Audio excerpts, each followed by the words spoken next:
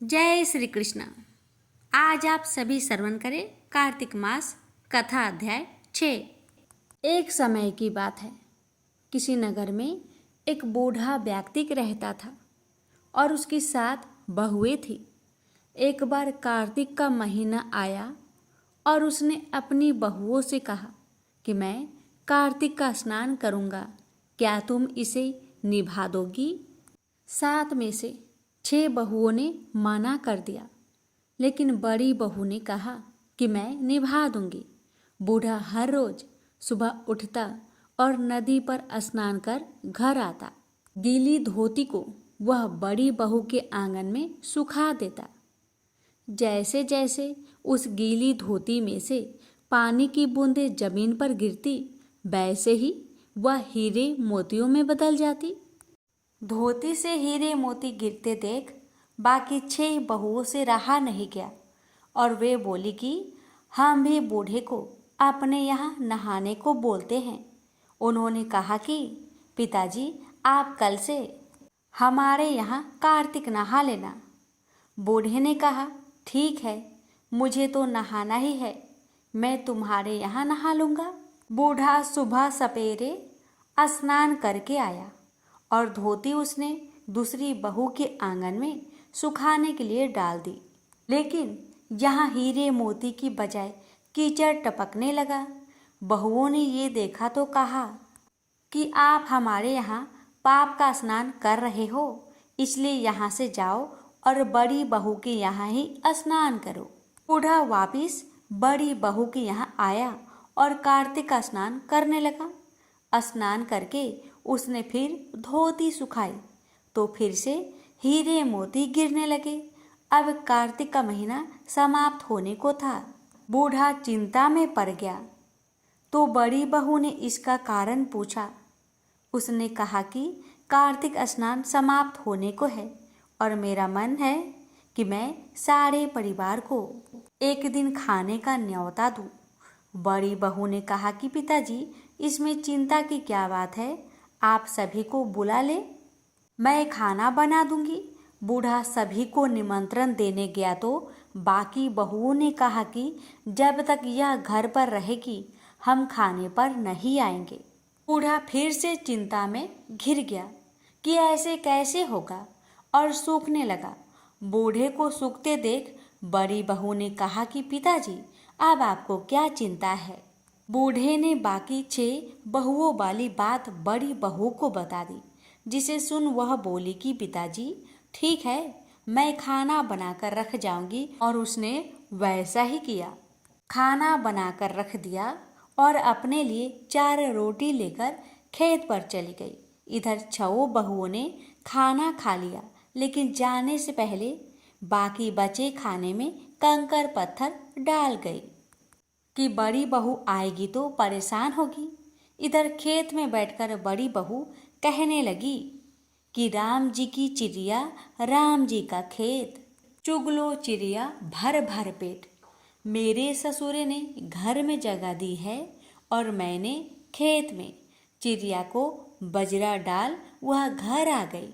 घर आई तो बूढ़ा फिर उदास बैठा था। उसने फिर पूछा कि यह उदासी क्यों? सब ठीक ठाक निपट गया ना? वह बोला कि हाँ, सब ठीक निपट गया, लेकिन वह तेरी देवरानियाँ बाकी बचे खाने में कंकर पत्थर व मिट्टी डाल गई।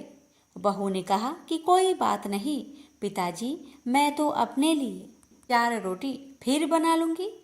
बहू बूढ़े से बात करके घर के भीतर जाकर खाने को देखती है, लेकिन वह देखती है कि जिस खाने में वह सब कंकर पत्थर डालती है वह हीरे मोती में बदल गए हैं। घर की जगह महल खड़ा हो गया है और धन दौलत से भर गया है। अन्न के भंडार घर में भरे पड़े हैं। वह बूढ़े को बुलाकर कहती है कि पिताजी, आपने तो कहा था कि मेरे लिए कुछ नहीं बचा है, लेकिन यहाँ तो हीरे मोतियों के भंडार हो गए हैं। पूरे घर में धन की वर्षा हो रही है। साधारण सा घर महल में बदल गया है। बूढ़ा सब चीजें देखकर बोला कि बेटी, तुमने सच्चे मन से कार्तिक स्नान सच्चे मन से निभाया था, लेकिन बाकी बहुओं ने पापी मन से इसे निभाया। इसलिए कार्तिक देवता तुमसे प्रसन्न हुए और यह फल दिया है। हे कार्तिक के देवता, जैसे आपने बड़ी बहू की सुनी, वैसे ही आप सभी की सुनना। प्रेम से बोलिए कार्तिक के देवता की जय। नारद जी ने कहा, जब 2 घड़ी रात शेष रह जाए, तब तिल, कुश, अक्षत, चंदन आदि लेकर शुद्ध होकर जलाशय पर जाए। नहर की अपेक्षा नदी में स्नान करने से 10 गुना फल मिलता है और नदी की अपेक्षा संगम पर स्नान करने से 10 गुना फल अधिक मिलता है तथा तीर्थ पर स्नान करने से इन सब से दुगुना फल मिलता है। स्नान से पहले भगवान का ध्यान करके स्नार्थ संकल्प करें। फिर तीर्थ में उपस्थित देवताओं को क्रमशः अर्घ्य, आचमनीय आदि देवे। अर्घ्य मंत्र यह है, हे कमलनाथ आपको नमस्कार है। हे जलसाई भगवान आपको नमस्कार है। हे ऋषिकेश आपको प्रणाम है। मेरे दिए हुए अर्घ्य को आप ग्रहण करें। बैकुंठ, प्रयाग तथा बद्रिका आश्रम में जहाँ कहीं भगवान विष्णु गए, वहाँ उन्होंने 3 प्रकार से अपना पैर रखा था। वहाँ पर ऋषि, वैद्य, यज्ञों के सहित समस्त देवता मेरी रक्षा करते रहे। हे जनार्दन, हे दामोदर, हे देवेश, आपको प्रसन्न करने के लिए मैं कार्तिक मास में विधिवत प्रातः स्नान कर रहा हूँ। आपकी कृपा से मेरे समस्त पाप नष्ट हो जाए। हे हरे, कार्तिक मास में व्रत तथा विधि पूर्वक स्नान करने वाला मैं अर्घ्य देता हूँ। आप राधिका सहित ग्रहण करें। हे कृष्ण, हे प्रबल राक्षसों का नाश करने वाले भगवान, हे पाप नाशक, कार्तिक मास में नित्य प्रति दिए हुए मेरे इस अर्घ्य द्वारा कार्तिक स्नान का व्रत करने वाला फल मुझे प्राप्त हो। इसके बाद विष्णु, शंकर तथा सूर्य का ध्यान करके जल में प्रवेश करें और नाभि तक जल में खड़ा होकर विधि पूर्वक स्नान करें। गृहस्थी तिल और आंवले का चूर्ण लगाकर तथा विधवा स्त्री व यति तुलसी की जड़ की मिट्टी लगाकर स्नान करें। सप्तमी, अमावस्या, नवमी, त्रयोदशी, द्वितीया, दशमी आदि तिथियों को आंवला तथा तिल से स्नान नहीं करना चाहिए। स्नान करते हुए निम्न शब्द कहे। इस भक्ति भाव से भगवान ने देवताओं के कार्य के लिए 3 प्रकार का रूप धारण किया था। वही पापनाशक भगवान विष्णु अपनी कृपा से मुझे पवित्र बनाए। विष्णु जी की आज्ञा से कार्तिक व्रत करने वालों की इंद्र आदि सारे देवता रक्षा करते हैं। अतः वह मुझको पवित्र करे। बीजों, रहस्यों तथा यज्ञों सहित वेदों के मंत्र, कश्यप आदि ऋषि, इंद्र आदि देवता मुझे पवित्र करे। गंगा आदि सभी नदियाँ, संपूर्ण तीर्थ, 7 समुद्र और समस्त जलाशय मुझको पवित्र करे। अदिति आदि सभी नारियाँ, यज्ञ, सिद्ध, सर्प और सब औषधियाँ व तीनों लोकों के पर्वत मुझे पवित्र करे। इन शब्दों को कहकर स्नान करने के पश्चात व्रती हाथ में पवित्री धारण करके देवता, ऋषि, मनुष्य तथा पितरों का विधिवत तर्पण करते समय जितने भी तिल तर्पण में रहते हैं, उतने वर्ष प्रयत्न व्रती के पितृगण स्वर्ग में वास करते हैं। तत्पश्चात व्रत करने वाला जल से निकलकर शुद्ध वस्त्र पहने और प्रातः काल के सब कृत्यों से निवृत्त होकर पुनः भगवान विष्णु का पूजन करे। समस्त तीर्थों के सारे देवताओं का स्मरण करके भक्ति पूर्वक सावधान होकर चंदन, फूल और फलों सहित भगवान विष्णु को फिर अर्घ्य दे। अर्घ्य मंत्र का अर्थ यह है, पवित्र कार्तिक मास में मैंने स्नान किया है। हे विष्णु जी, राधा के साथ आप मेरे दिए अर्घ्य को ग्रहण करें। पश्चात चंदन, फूल और तांबूल आदि से वेद पाठी ब्राह्मणों का श्रद्धा पूर्वक पूजन करें और बार बार साष्टांग प्रणाम करें। ब्राह्मणों के दाएं पैर में तीर्थ रहते हैं। मुख में वैद और सारे अंगों में देवता निवास करते हैं। अपने कल्याण की कामना रखने वाले लोग न इनका अपमान करें और न इनके साथ विरोध करें।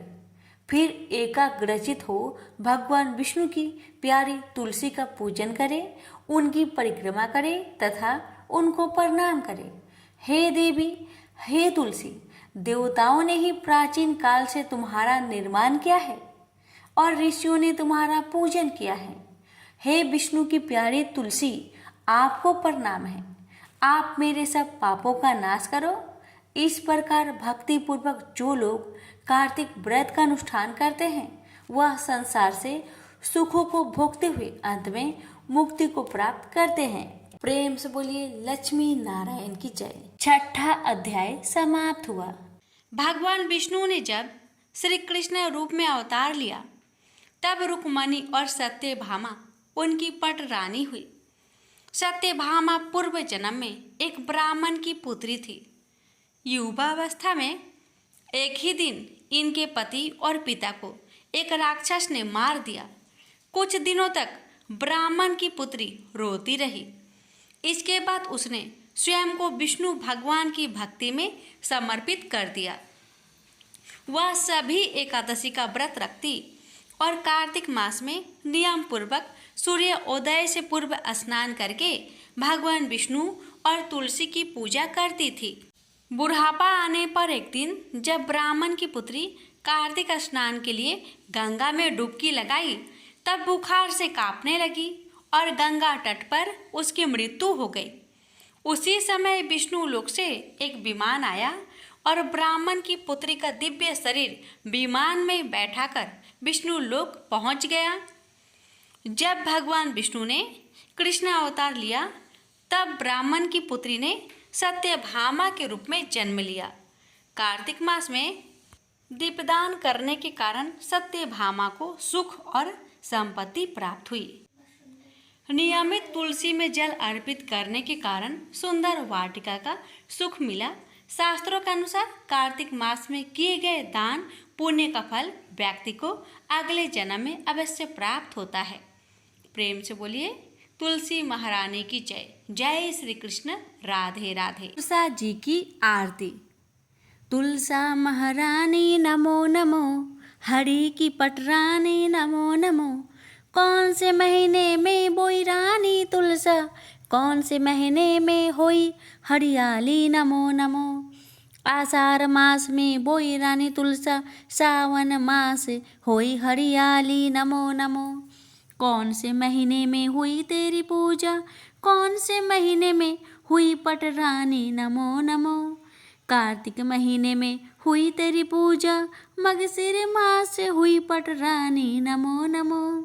केते जप तप तप किया रानी तुलसा, जो सालग्राम हुई पटरानी नमो नमो। 12 बरस जी जी कार्तिक नहाई, सालग्राम हुई पटरानी नमो नमो। 56 भोग 36 मेवा तो बिना, तुलसा हर एक ना मानी नमो नमो। सावड़ी सखी मैया तेरो जस गावे तो, सबको ज्ञान सिखावे महारानी नमो नमो। जो तुलसा को सवेरे गावे तो श्री कृष्ण जी के दर्शन पावे नमो नमो। जो तुलसा को दोपहर में गावे तो खीर खांड के भोजन पावे नमो नमो। जो तुलसा सही सांझ को गावे तो श्री कृष्ण जी की आरती उतारे नमो नमो।